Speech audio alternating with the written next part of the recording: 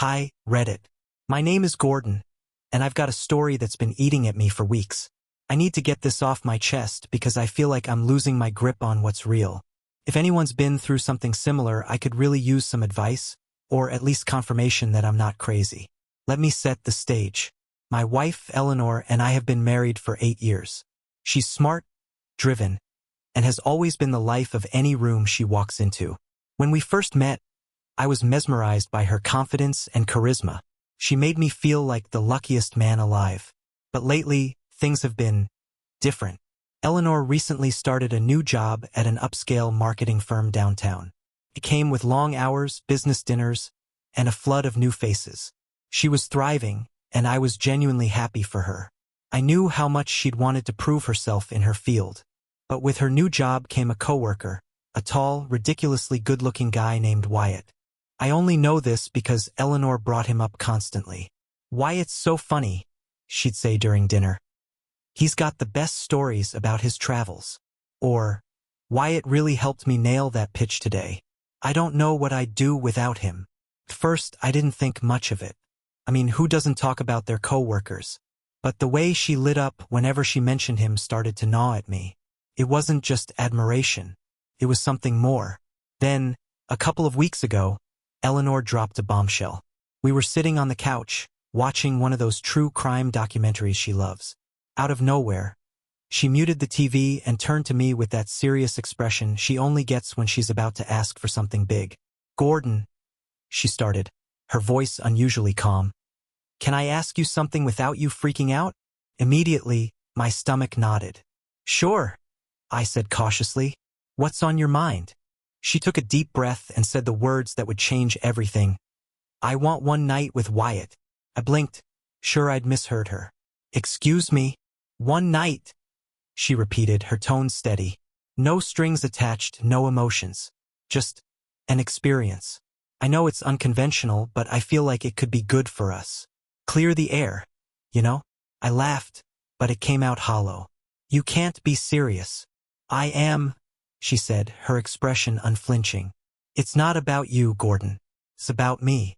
I need to know what it feels like to have that kind of excitement again.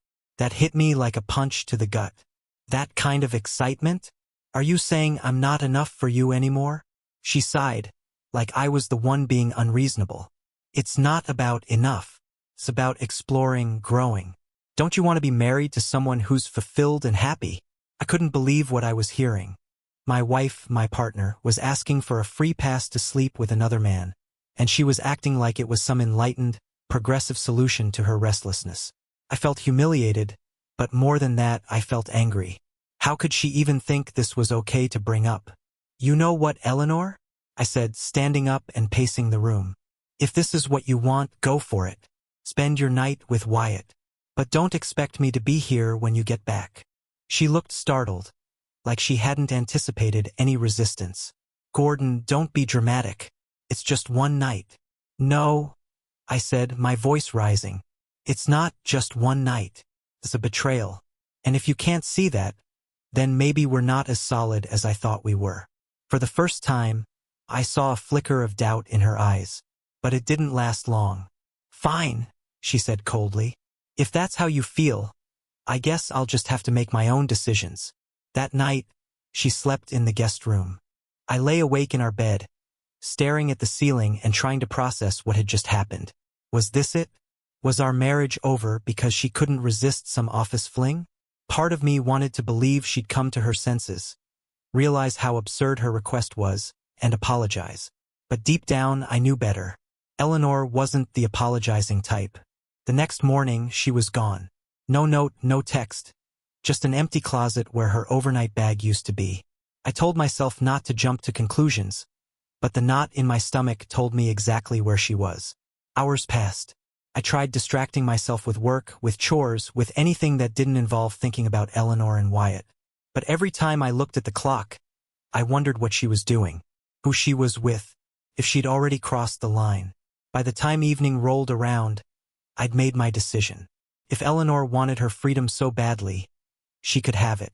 But she wouldn't come back to the life she'd abandoned without consequences. When she finally walked through the door, it was past midnight. She looked surprised to see me sitting in the living room, waiting for her. "Gordon," she said, dropping her bag by the door. "We need to talk." "No," I said, my voice steady. "You need to pack." Her brow furrowed. "What are you talking about?" I gestured to the pile of trash bags by the door, stuffed with her clothes, her shoes, all the things she'd left behind. "Your things are in there. Take them and go. You wanted a night with Wyatt? Congratulations, Eleanor. You're single now." Her mouth opened and closed like she was searching for the right words. "You're overreacting," she said finally. "It was just one night. It didn't mean anything. To you," I said, standing up, "but it meant everything to me. And if you can't see that, then we're done here." She didn't argue. Maybe she knew there was no point. Or maybe she just didn't care enough to fight for what we had. Either way, she took the bags and left without another word. As the door closed behind her, I felt a strange mix of emotions. Anger, sadness, relief. I didn't know what the future held, but one thing was clear. I wasn't going to let Eleanor or anyone else make me feel like I wasn't enough. This is just the beginning of the mess she left behind. If you're still reading, buckle up. It gets worse. A lot worse. The house was eerily quiet after Eleanor left. I sat there on the couch, staring at the door she'd just walked out of, her trash bags in tow. Part of me expected her to come back, to pound on the door and demand I let her in. But she didn't. The silence stretched on, suffocating me, and I realized for the first time in years, I was truly alone. I didn't sleep that night. Every time I closed my eyes, I pictured her with him. Wyatt, the golden boy from her office. Was he tall, athletic, charming in a way I could never be? My mind tortured me with details I didn't even know were real. All I knew for sure was that my wife had chosen to gamble our marriage on one night with him. And now here I was, left to pick up the pieces. The next morning, I woke up to a string of texts. My phone buzzed on the nightstand, lighting up with names I hadn't seen in months. Claire, "Hey Gordon, heard about you and Eleanor. Is it true?" Matt, "Dude, call me. This can't be real." Unknown number. Saw what Eleanor posted. "You okay?" My stomach sank. What did she post? I grabbed my phone and opened social media. Sure enough, there it was, a long, overly emotional post from Eleanor about ending toxic cycles and finding freedom. She didn't name me outright, but anyone who knew us could read between the lines. The comments were the worst part. Her friends, people I thought were our friends, were cheering her on. "You're so brave, Eleanor. Everyone deserves to feel alive. Proud of you for taking this step. You're an inspiration. Don't let anyone hold you back." An inspiration? I felt like I was going to throw up. This wasn't bravery. This was betrayal, dressed up in flowery language to make her look like the victim. I wanted to scream, to type out a scathing response, but I stopped myself. What good would it do? She'd already won the social media war. Instead, I turned off my phone and tried to focus on anything else. But the truth was, her post had already done its damage. By lunchtime, word had spread, and I couldn't escape the questions. Friends, coworkers, even my mom. Everyone wanted to know what had happened. And no matter how many times I explained, there was always that lingering question in their eyes. What did you do wrong?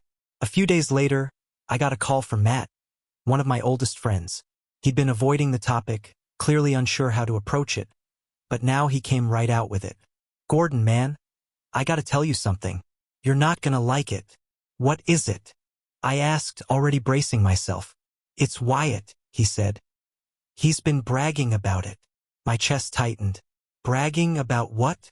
"About Eleanor," Matt said. "About how she chose him over you. Some guy from their office told me Wyatt's been running his mouth, saying you're a pushover, and that she was just waiting for the right moment to leave." I gripped the phone so hard my knuckles turned white. "Are you serious?" "Yeah, man. I thought you should know." "Thanks, Matt," I said through gritted teeth, barely able to contain my anger. "I appreciate it." After hanging up, I sat there, fuming. So Wyatt thought this was funny? He thought stealing my wife and tearing my life apart was some kind of joke? I felt a rage I hadn't known I was capable of. But more than that, I felt humiliated. Was this how people saw me now? As the guy who wasn't good enough to keep his wife. That night, I finally broke down and called Eleanor.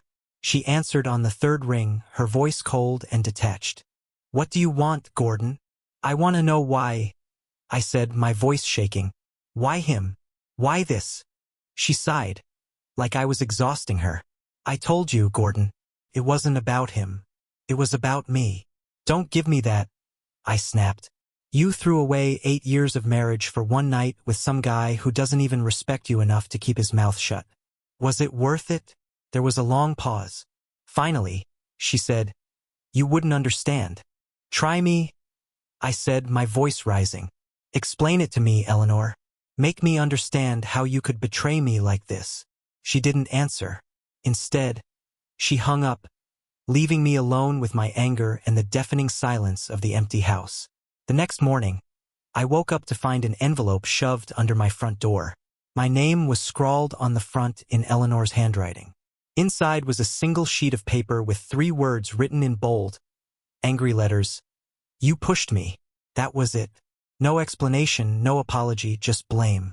She was still trying to make this my fault, as if my refusal to let her cheat guilt-free was the real problem. I crumpled the note and threw it in the trash, disgusted. She'd made her choice, and now so had I. I spent the rest of the day clearing out the house.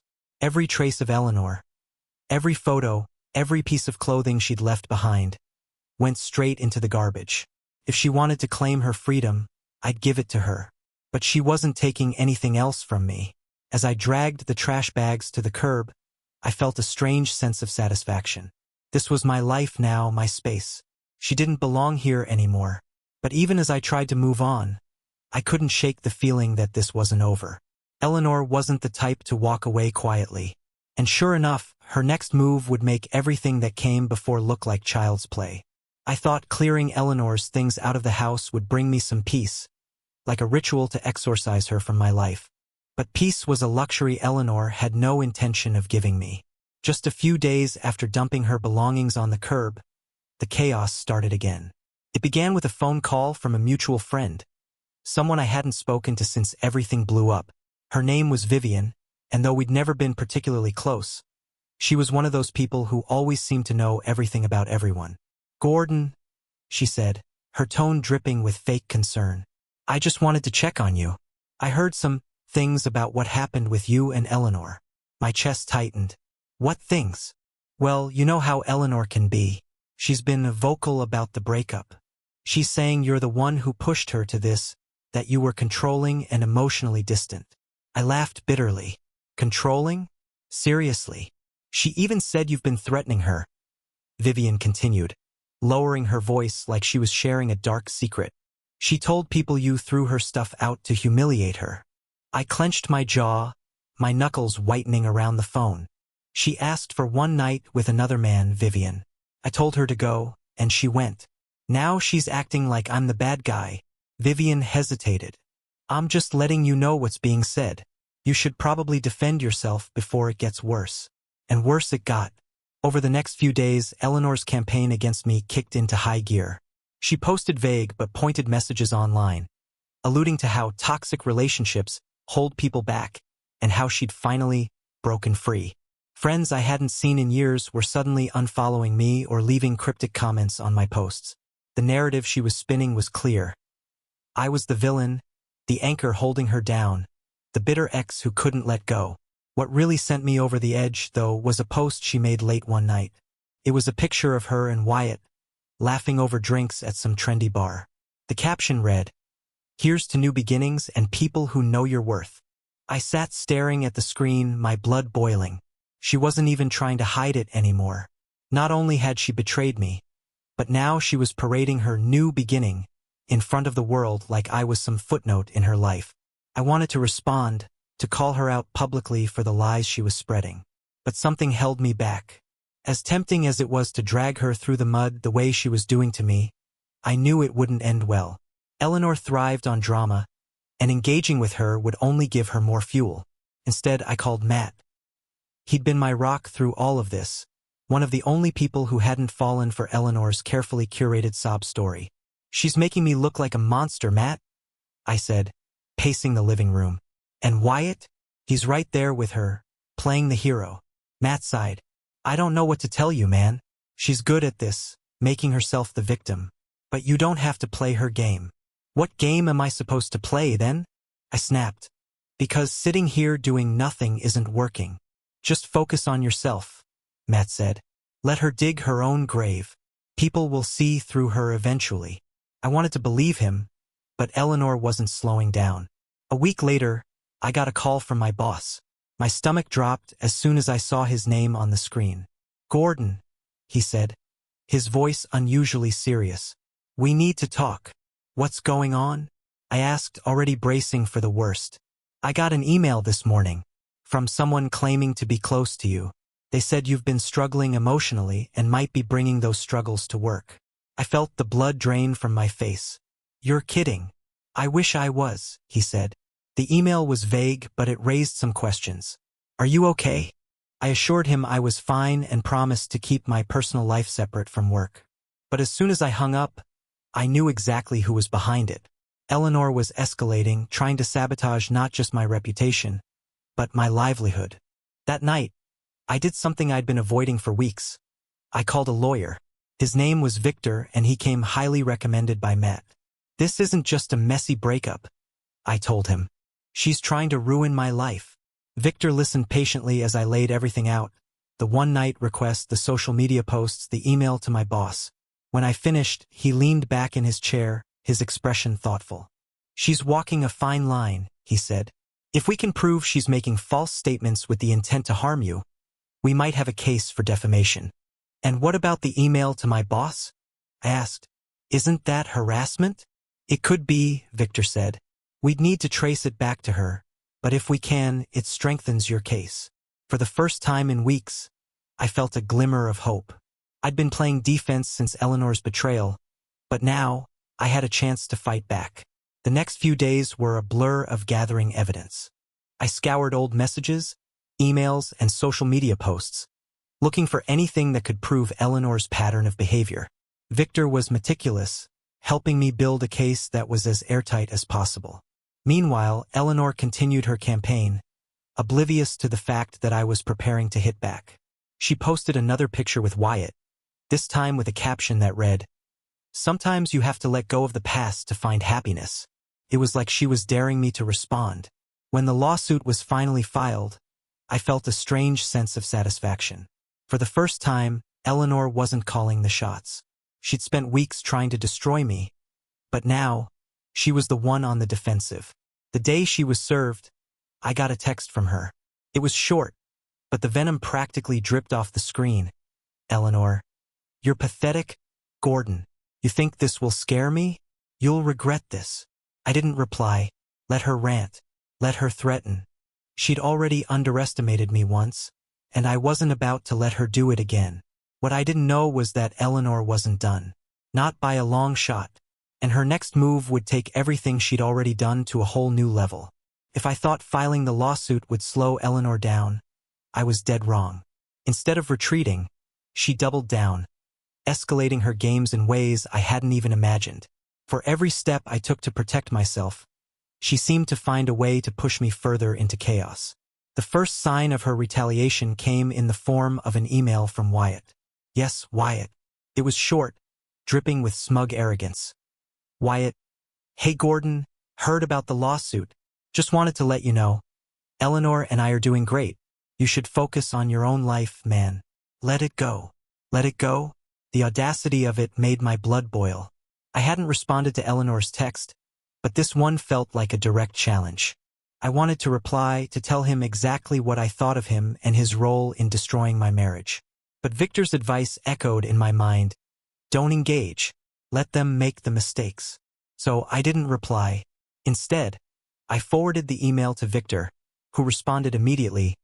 Victor, this is good. Shows their connection and his involvement. Keep anything else they send. Then came the social media storm. Eleanor started posting more frequently, but now the tone was darker. She wasn't just painting herself as the victim anymore. She was actively trying to make me the villain. One post stood out. A black and white photo of Eleanor, staring out a window, her face a picture of heartbreak. The caption read, "Sometimes, you don't know who someone really is until it's too late. The scars they leave, those stay forever." The comments were as bad as I expected. "You're so strong, Eleanor. Don't let him bring you down. It's always the quiet ones who hurt you the most. Sending love. He doesn't deserve someone like you. You're better off." It was infuriating. She was spinning a narrative so far removed from reality that I barely recognized the person she was describing. But as much as I wanted to fight back publicly, I knew better. She thrived on attention, and giving her any would only fuel the fire. A few days later, things took a more sinister turn. I came home from work to find my car keyed from front to back. The scratches were deep, deliberate, and unmistakably intentional. Taped to the windshield was a note, written in the same bold, angry scrawl as the one she'd left in the envelope weeks before. "This is just the beginning." I stood there, staring at the note, my fists clenching at my sides. I didn't need a handwriting expert to tell me who had done this. But proving it? That was another story. I called the police, filed a report, and gave them the note as evidence. The officer was polite but skeptical. "Do you have any proof that your ex-wife did this?" he asked. "No," I admitted, frustration bubbling in my chest. "But she's the only one who'd do something like this." "We'll investigate," he said. But I could tell he wasn't optimistic. Victor, on the other hand, saw an opportunity. "She's slipping," he said when I told him about the car. "If she's getting this reckless, it's only a matter of time before she makes a mistake we can use." "But what if she doesn't?" I asked. "What if she keeps doing things like this, and no one holds her accountable?" "She will," Victor said confidently. "People like Eleanor can't help themselves. They push and push until they cross a line they can't come back from." Sure enough, Eleanor's next move was even more outrageous. A week later, I got a call from my landlord. Apparently, someone had called and claimed I was illegally subletting the apartment. They'd even provided proof in the form of photos of random strangers entering and leaving the building. Photos Eleanor must have taken herself. The landlord was understanding when I explained the situation, but the humiliation was unbearable. Eleanor wasn't just targeting me personally. She was trying to destabilize every aspect of my life. I called Victor again, my voice shaking with anger. "She's trying to ruin everything," I said. "My reputation, my job, my home. She won't stop until there's nothing left." Victor was calm as always. "She's desperate, Gordon. That's why she's lashing out. The more she does, the stronger our case gets. Just hold on a little longer." But holding on was getting harder by the day. Everywhere I turned, Eleanor's shadow loomed. Mutual friends stopped responding to my messages. Co-workers looked at me with thinly veiled curiosity, as if they'd heard something but didn't want to ask. Even strangers on social media were chiming in, siding with Eleanor's version of events. One night, I broke down and called Matt. "I don't know how much more of this I can take," I admitted. "She's everywhere. It's like she's haunting me." Matt was quiet for a moment. Then he said, "You're stronger than this, Gordon. She's trying to make you feel small because she knows she's losing. Don't give her the satisfaction." Matt's words stuck with me, and I tried to focus on the bigger picture. Victor was right. Eleanor's recklessness was working against her. Every move she made, every lie she told, was just more ammunition for the case we were building. But as satisfying as that thought was, it didn't make the day-to-day any easier. And then, just when I thought she couldn't stoop any lower, Eleanor did the unthinkable. One morning, I woke up to a flood of messages from friends, family, and coworkers, all asking the same question. "Why are you sending me this?" Confused, I opened my email and froze. Someone had sent explicit photos of Eleanor and me, pictures from years ago, back when things were good. The subject line read, "The truth about Gordon Carter." My hands shook as I read the email. It was a vile mix of lies and innuendo, painting me as a manipulative, abusive partner who had been exposed by these private photos. The damage was immediate. My inbox was flooded with responses, ranging from confused to horrified. Even my boss sent a curt message, demanding an explanation. I knew this was Eleanor's work. It had her fingerprints all over it. But this time, she'd crossed a line she couldn't come back from. Victor agreed. "This is revenge porn," he said when I forwarded him the email. "It's illegal, and it's exactly what we need to take her down." For the first time in weeks, I felt a flicker of hope.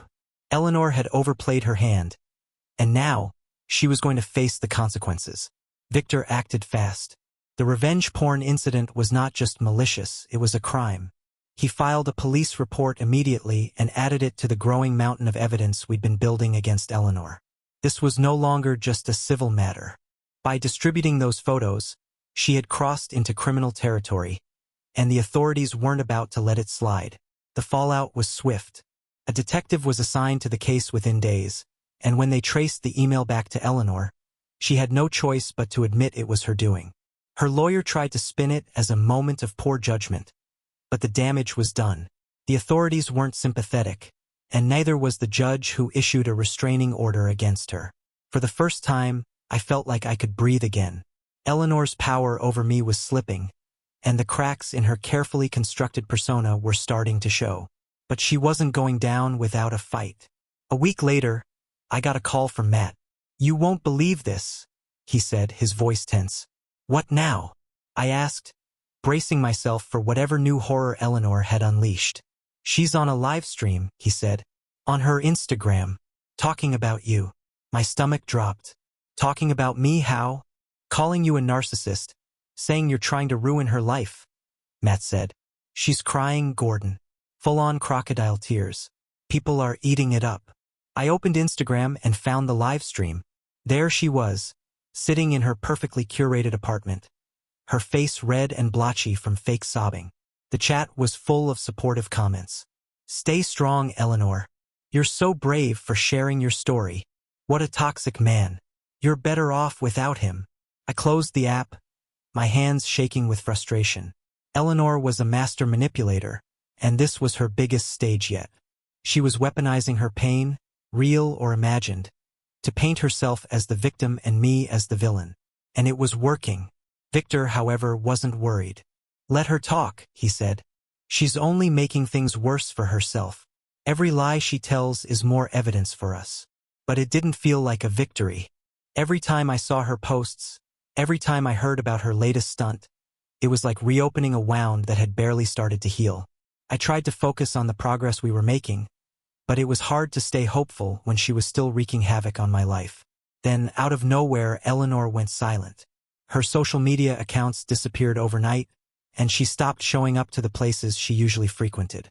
At first, I thought it was part of some new scheme, but then I started hearing whispers. "She got fired," Matt told me one evening over drinks. Apparently, the company didn't want to deal with the bad press after the revenge porn thing came out. I felt a flicker of satisfaction. For once, Eleanor was facing real consequences for her actions. But even as I celebrated the small victory, I knew it wasn't over. The next blow came in the form of a letter from her lawyer. Eleanor was offering to settle the lawsuit. She was willing to retract her defamatory statements, pay damages, and agree to a no-contact order. Anything to avoid the trial she knew she couldn't win. Victor and I reviewed the offer carefully. "It's a good deal," he said. "She's finally admitting defeat. I wanted to take it. I wanted this nightmare to be over. But part of me hesitated. After everything she'd put me through, after the lies, the sabotage, the public humiliation, was this really enough? Could I walk away knowing she'd get off with just a slap on the wrist?" In the end, I agreed to the settlement. Not because I forgave her, but because I realized I didn't need revenge. What I needed was closure. And this deal gave me that. Eleanor's collapse was swift after that. Her reputation was in tatters, her career in ruins, and her social circle all but gone. People finally started to see her for who she really was, a manipulative, vindictive person who thrived on chaos. As for me, I started to rebuild. The settlement money helped me move to a new place, one without the memories of our life together.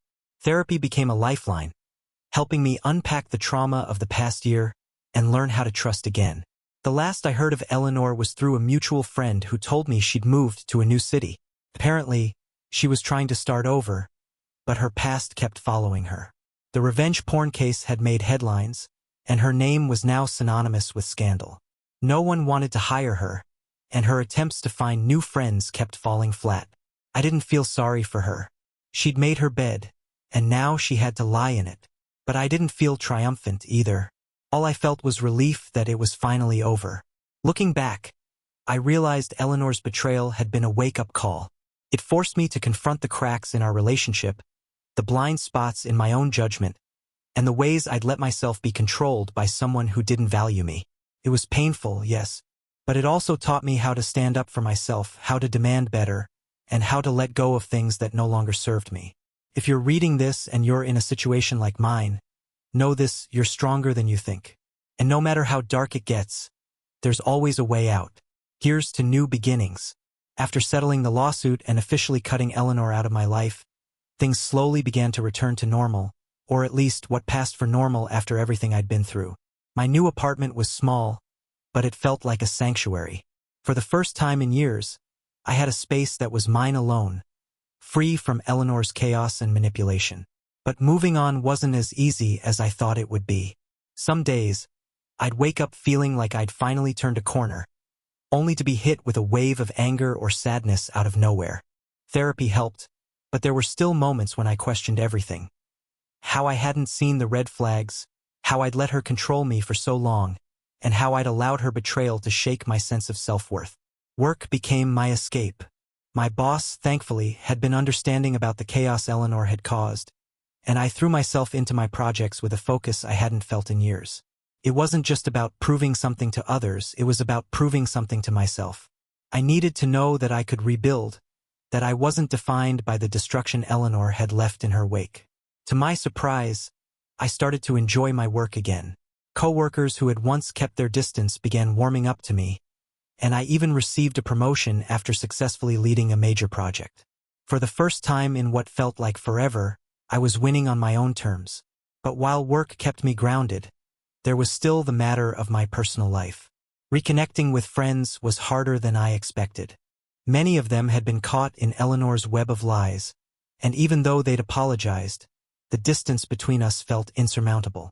I couldn't help but wonder how many of them had truly believed her, how many had seen me as the villain in her story.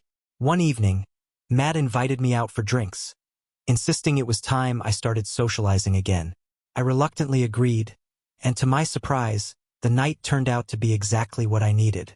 Matt didn't bring up Eleanor once, instead focusing on the present: work, hobbies, plans for the future. For the first time, I felt like I could see a version of myself that wasn't defined by my marriage or its messy end. About a month later, I ran into someone who'd been on the fringes of Eleanor's social circle, a woman named Karen. We bumped into each other at a coffee shop, and after an awkward greeting, she hesitated, as if debating whether to say something. "Gordon," she said finally, "I just wanted to say I'm sorry for everything. I believed Eleanor at first, but after everything that came out, well, I see things differently now." Her words caught me off guard. "Thanks," I said, not sure what else to say. "She burned a lot of bridges, you know," Karen continued. "Most of the people who sided with her have cut ties. She's not doing well." I nodded, unsure how to feel about that. I didn't wish Eleanor harm, but hearing that she was finally facing the consequences of her actions felt like justice. A few weeks later, I got a surprising message from someone I hadn't heard from in years. Emily, an old friend from college. She'd seen the headlines about Eleanor's revenge porn case and reached out to check on me. "Gordon," she wrote, "I just wanted to say I'm sorry for what you've been through. I can't imagine how hard it's been, but I'm glad you stood up for yourself." We started texting regularly, catching up on everything we'd missed in each other's lives. Emily was smart, funny, and kind. Everything Eleanor wasn't. Our conversations felt easy, natural, and for the first time in a long time, I found myself smiling for no reason. Eventually, Emily and I met up for coffee. What was supposed to be a quick catch-up turned into hours of talking, laughing, and reminiscing about old times. Felt good, different, like a glimpse of what life could be without the shadow of Eleanor hanging over me. As we parted ways, Emily smiled and said, "You deserve to be happy, Gordon. Don't let anyone convince you otherwise." Her words stayed with me.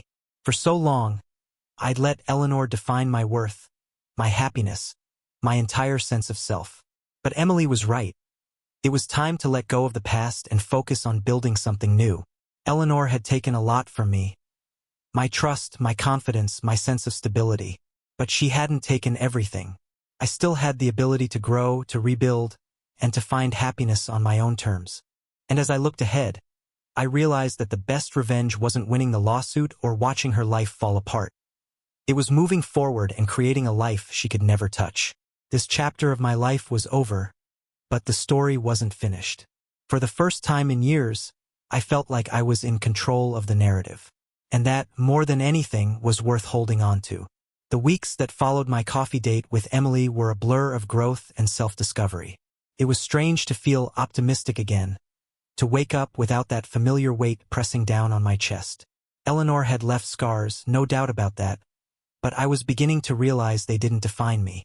They were reminders of what I'd endured and what I'd overcome. Emily and I continued to see each other, though neither of us called it dating at first. She was cautious, understanding that I was still healing. She didn't press for details about Eleanor or the lawsuit, and I appreciated that more than I could say. Being with her felt light, easy, and natural, a sharp contrast to the constant tension and games I'd grown used to with Eleanor. One evening, after dinner at a small Italian restaurant, Emily surprised me with a question. "Have you thought about what's next for you?" she asked, swirling her wine.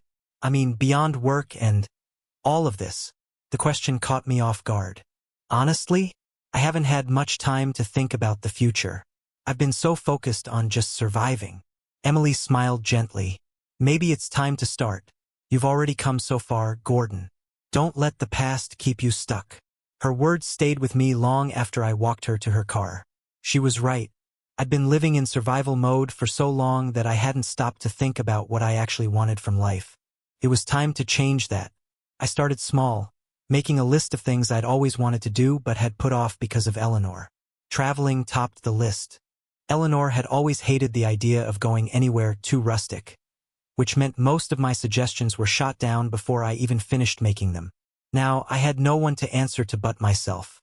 A few weeks later, I booked a solo trip to Colorado. A week of hiking, fishing, and exploring the mountains. It felt liberating, like I was reclaiming a part of myself that had been buried under years of compromise. The trip wasn't just a vacation. It was a declaration that I was moving forward, one step at a time. Meanwhile, my relationship with Emily deepened. She encouraged me in ways I didn't even realize I needed, reminding me to celebrate small victories, pushing me to try new things, and, most importantly, helping me see myself through her eyes. For years, I'd let Eleanor's criticisms chip away at my confidence, but Emily made me feel like I was worth something again. One night, as we sat on her couch watching a movie, I turned to her and said, "Thank you." "For what?" she asked, her eyebrows knitting together in confusion. "For everything," I said. "For reminding me that there's more to life than what I went through with Eleanor. For being patient. For being you." She smiled, leaning her head against my shoulder. "You're the one who did the hard work, Gordon. I just gave you a little push." Eleanor, meanwhile, had faded into the background. The restraining order kept her at a distance, and as far as I knew, she'd moved on, or at least tried to. Mutual friends told me she was still struggling to rebuild her life, bouncing from job to job and losing the social connections she'd once prided herself on. At first, I felt a grim satisfaction knowing she was finally facing the consequences of her actions. But over time, even that faded. I realized I didn't care what happened to her anymore. She was a chapter of my life I'd closed, and dwelling on her downfall wouldn't do anything to help me move forward. The real turning point came when I received a final message from Eleanor, months after the lawsuit was settled. It was an email, short and cryptic. "I hope you're happy, Gordon. I never meant for things to get so ugly." I stared at the message for a long time, debating whether to respond. Part of me wanted to fire back, to remind her of everything she'd done to me. But another part, the part that had been growing stronger with each passing day, realized it didn't matter. I didn't need an apology from Eleanor to heal. I didn't need closure from her. I'd found it on my own. Without a second thought, I deleted the email and blocked her address. Life continued to improve after that. My relationship with Emily blossomed into something real and steady, built on trust and mutual respect, things that had been missing from my marriage to Eleanor. Work was fulfilling, my friendships were stronger than ever, and I finally felt like I was building a life that was truly mine. One day, as I stood on the balcony of my apartment, looking out at the city skyline, I realized something. I wasn't just surviving anymore. I was living, and for the first time in years, I was excited about what the future might hold. Eleanor had tried to break me, to make me feel small and powerless. But in the end, she only taught me how strong I could be. And that, more than anything, was the greatest victory of all. Months turned into a year, and the chaos that Eleanor had unleashed on my life finally felt like a distant memory. The scars she left behind were still there, but they no longer stung. Instead, they reminded me of how far I'd come. I'd built a life I could be proud of, one filled with peace, purpose, and people who genuinely cared about me. Emily became a steady presence in my life. She wasn't just a source of comfort. She was a partner in every sense of the word. We spent weekends exploring the city, taking road trips to places I'd always wanted to visit, and having deep conversations about everything from our childhoods to our dreams for the future. With her, there were no games, no hidden agendas, just honesty and connection. One evening, as we sat together on the couch, Emily turned to me with a serious expression. "Do you ever think about Eleanor?" she asked. It wasn't a question I'd been expecting, but it didn't catch me off guard. "Not really," I admitted. "Not the way I used to, at least. She's part of my past, but that's where she belongs." Emily nodded, a small smile playing on her lips.